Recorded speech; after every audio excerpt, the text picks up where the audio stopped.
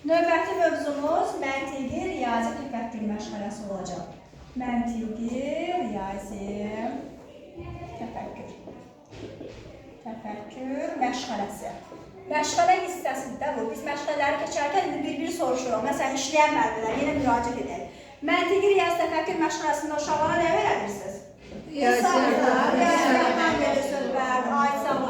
Hansı inkişaf sahəsidir bu? Hansı inkişaf sahəsinə aid? İnkişaf sahəsi, bəli,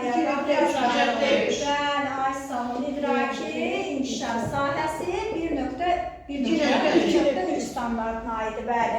Sadə riyazi əməlləri yerinə yetirir. İndi isə biz bunu daha ətraflı şəkildə öyrənəcəyik. Deməli, əvvəl bunu qeyd edim ki, məntiqi riyazi təfəkkür məşğələsi 6 hissədən ibarətdir. Bugün öyrənəcəyik 3 hissəni. Birinci hissədə nələr var? Yazıram. Birinci hissə, sonra ardıcıl yazacağım. Deməli, birinci hissədə biz öyrənməliyik monoqrafik metod haqqında, monoqrafik hesabi metod haqqında, hesabi metod, burada metod yazaq. Sonra öyrənəcəyik təcrübi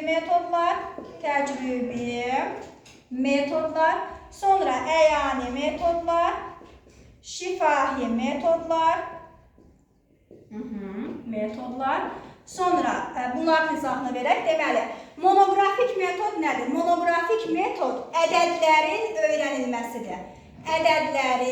öyrənilməsidir. Monoqrafik metod aiddir qrubəyə. Burada da bir nəfərin adını öyrəndik, bax. Monoqrafik metod aiddir qrubəyə. Sonra metodiki üsul göstəriş. Deməli, ədədlərin öyrənilməsi monoqrafik metod qrubəyə məxsusdur. Hesabi metod isə əməllərin öyrənilməsidir. Baxın, əgər mən monoqrafik metoddan danışıramsa, 1, 2, 3 bu ədədlərin yazılışı və oxunuşunu uşaqlara öyrədirəm. Sadəcə olaraq 1 belə yazılır, 2 belə yazılır, 3 belə yazılır. Aydın oldu. Amma hesabi metodda 1 üstə gəl 1, 2 üstə gəl 2, 3 üstə gəl 4. Yəni əməllərdən danışıram. Aydın olur. Bir var ki, sadəcə olaraq uşaqlar 1 belə yazılır, uşaqlar 2 belə yazılır, 3 belə yazılır deyirəmsə bu monoqrafik metoddur. Amma əgər mən artıq desəm uşaqlar 2-nin qonşuları hansılardır, 3 üstə gəl 3 neçə eləyir, məsələ qursam, elə deyilmi? Bu artıq olacaq əməllərin öyrədilməsi, yəni hesabi metodlar. Təcrübi metod nədir? Təcrübi metod artıq praktik metoddur eyni zamanda. Praktik, yəni uşaqlar öyrəndiklərini mənə nə edirlər? Qaytarırlar. Təcrübədə müxtəlif məsələlər əsasında uşaqlar onu mənə qaytarırlar. Bəs əyani şifahi metodlar nədir? Biz ətraf aləmlə tanışlıq məşğələsində əyani şifahi metodları keçmişdik, elə deyil, eyni zamanda praktikdə. İndi riyaziyyatda bəs əyani şifahi metodlar nədir? Burada da ətraf aləmlə tanışlıqda olduğu kimi əyani vəsaitlərlə uşaqlara riyaziyyatı öyrənirəm. Bir də var, məsələn, buna yazaq, əyani vəsaitlərlə. Bir də şifahi metodda isə tərbiyəçi müəllimin nə idi? Sözü, bəli, həm də ifadəli sözü. Aydın oldu. Bu da aiddir şifahi metodlara. Bura qədər aydın oldu. İndi yazıram, buradan yazacağım. Ümumiyyətlə, belə deyək də, pedaqogikada riyaziyyata əsasən sual-cavab sistemi necə adlanır deyəndə deyəcəyik söhbət adlanır. Aydın oldu. Pedaqogikada riyaziyyata əsasən sual-cavab sistemi söhbət adlanır. Aydın oldu. Sonra burada öyrənəcəyik. Bu sual-cavabın da, bu sualların da 2 növü var. Biri reproduktiv sual, reproduktiv və produktiv, sağ olun, produktiv sual. Reproduktiv nədir deyəndə deyəcəyik ki, əvvəl öyrəndiklərinin təkrarı, yəni aktuallaşdırma.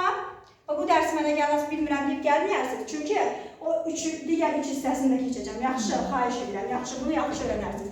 Produktiv isə problem məsələnin həllinə köklənir. Məsələn, reproduktiv sualda, tutaq ki, bugün 5-i keçəcəmsə, 5-ə qədər olan mövzulardan uşaqlara suallar verirəm, misallardan.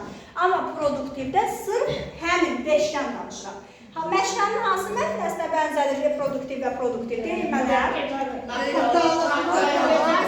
Reproduktiv aktuallaşdırmadır, produktiv isə dərk etməyə aiddir, ay sağ olun.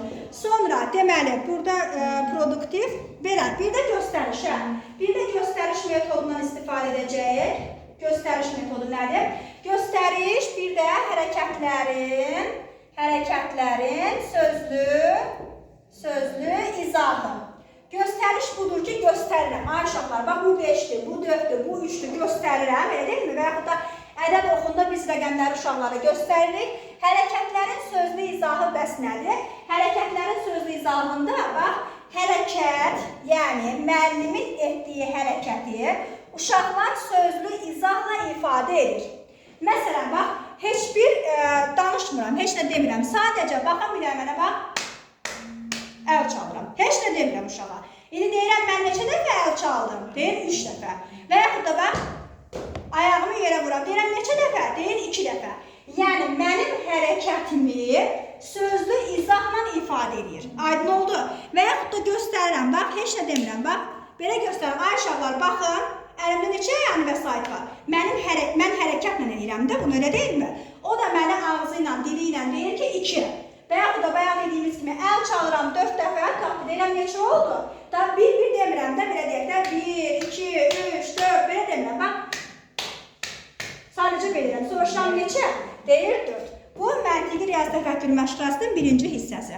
Buyurun, çəkək zəhmət olmasa. Sonra keçək ikinci hissəsinə. Aha, indi keçək məntiqi riyazi təfəkkür məşqlərinin ikinci hissəsində nələr var? İkinci hissəsində asandır. Sadəcə olaraq məşğələ zamanı tərbiyəçi müəllimə nə etməlidir? Məşğələ zamanı. Zamanı tərbiyəçi necə olmalıdır?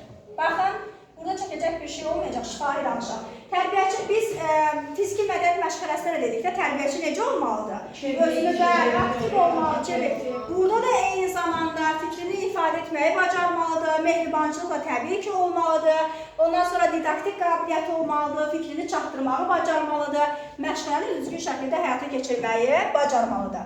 Bir də burada yenə də bax göstəriş haqqında danışacaqsınız ki, məsələn, uşaqlara nəyisə göstəririk və göstərərək bunu izah edirik. Bax, ikinci hissə bu qədər. Yəni, ikinci hissədə çox da belə deyək ki, çətinliyi yoxdur. Bir dənə orada təlim-tərbiyə zamanı uşaqlarla necə rəftar etmək lazımdır, riyazi bilikləri onlara necə çatdırmaq lazımdır, budur. Üçüncü hissə biraz çətindir, bir balaca. Yazaq. Üçüncü hissə. Üçüncü hissədə biz uşaqlara zaman anlayışını öyrədəcəyik. Zaman anlayışı. Nədir zaman anlayışı? Bunu da 4 mərhələ əsasında aparırıq. Birinci mərhələ, ikinci, üçüncü və dördüncü mərhələ. Birinci mərhələ aiddir 0-2 yaşlı uşaqlar. İkinci mərhələ 2-4 yaşlı uşaqlar. Üçüncü mərhələ 4-6 yaşlı uşaqlar və dördüncü mərhələ isə 6 yaşdan yuxarı uşaqlar. Bəli, 6 yaşdan yuxarı. Aha, yaxşı, 0-2 yaşda uşaqlara zaman qavramasını necə öyrətməliyik? 0-2 yaşlı uşaqlar zamanı anlaya bilərmi? Bilərmi ki, məsələn, bugün nədir, sabah nədir, dünən nədir, saat neçədir, bilməzlə deyilmi? Sadəcə olaraq yuxu, oyanıqlıq və qida. Onlar üçün zaman bunlar əlavə, bunlar ibarətdir. Yuxu, biz adətən deyək ki, məsələn, 2 saatdan uşağı, yeni doğulan uşağa deyirik də, 2 saatdan acacaq. Və yaxud da yuxusu gəlir, saat 4-də yatır, rejim belədir, aydın oldu. Aysa, özündən asılı olmadan, qeyri-ixtiyari şəkildə, məsələn, saat 1-də yuxusu gəlir uşağın, yatır. Və yaxud da saat 2 ilə 4 arası oyaq qalır, məsəl üçün deyirəm, elə deyilmi? Məsələn, və yaxud da 4-də mən 3 saatdan bir uşağa yedirməklə belə deyirik də, verməliyik yeməkdir. Və bu da qidaya aiddir. 2-4 yaş nədir? 2-4 yaşda da uşaqlar, ümumiyyətcə bağça dövründə ta ki 6 yaşa qədər uşaqlar zamanı tam şəkildə qavramırlar. Həmişə deyirlər, məsələn, dünən anam bibimgilə gedəcəm. Və yaxud da bugün gəlmişdim. Aysa, mən sabah tutaq ki, sizə gəlmişdim. Bax, belə deyirlər, zamanı qavramırlar. 2-4 yaşda uşaqlar zamanı necə qavrayırlar, yazaq bura, öz parlaq hadisələrinə görə. Öz parlaq hadisələrinə görə. Bu necə olur? Məsələn, bizə gəldiyi gün. Aysa, bəli. Və məsələn, tutaq ki, aysa, bax, dünən axşam hava qaralmışdı, uşaqlara aparsız gəzməyə. Bir gün keçəndən sonra həmin vaxt hava qaralana deyir ki, belə vaxt idi biz gəzməyə getmişdik. Onun üçün maraqlı gün olub da. Həlimə mənlə. Ha, getdi gəldi. Onun üçün maraqlı olub da, yəni həmin gün. Aydın oldu. Necə izah elədik ki, öz parlaq hadisələri? Məsələn, tutaq ki, səhər açıldı, səhər duran kimi görür ki, bibisi özlərindədir. Elə deyil, o birisi gün səhər açılan kimi deyir ki, belə vaxtı bibim gəlmişdir. Onun üçün öz parlaq, özü üçün maraqlı, düz deyək, gün ərzində çox hadisələr baş verir. Amma onun özü üçün maraqlı olan hadisəni o birisi yox xatırlayır. Ay sağ ol. 4-6 yaş. Bunu yazacağım, nisbətən böyüdü uşaqlar. Təbiət hadisələrinə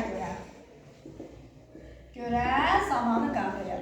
Bu nə deməkdir? Təbiət hadisələrinə görə uşaq bilir ki, axşam oldusa, aydı, ulduzlu, gecələr, axşamlar çıxacaq, gündüzlər günəşli və yaxud da bax, gündüz vaxtı yağış yağanda deyir ki, bax, gündüz vaxtı yağışın yağmalıdır və yaxud da gecə hansı hadisələr baş verir, təbiətdə baş verən hadisələr.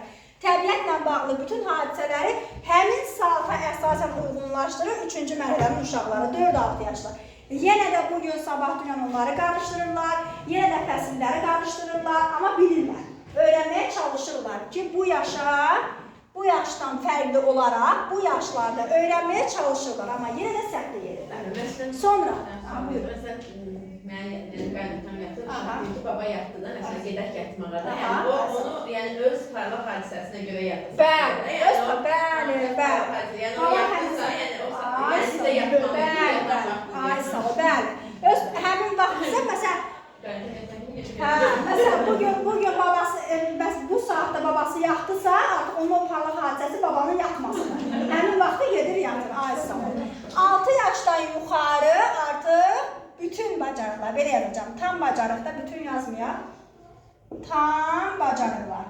Tam bacarıqlarda artıq 6 yaşdan yuxarı uşaq əslində bu bizə aid deyil, məktəbə aiddir. 6 yaşdan yuxarı uşaqlar da dünən, bugün, sabah bunları artıq tam şəkildə öyrənməli və bilməlidir. Bu qədər. Bu da 3-cü hissəsi. Bunu da çəkək. Çox çətin gəlmədi ki. Yox.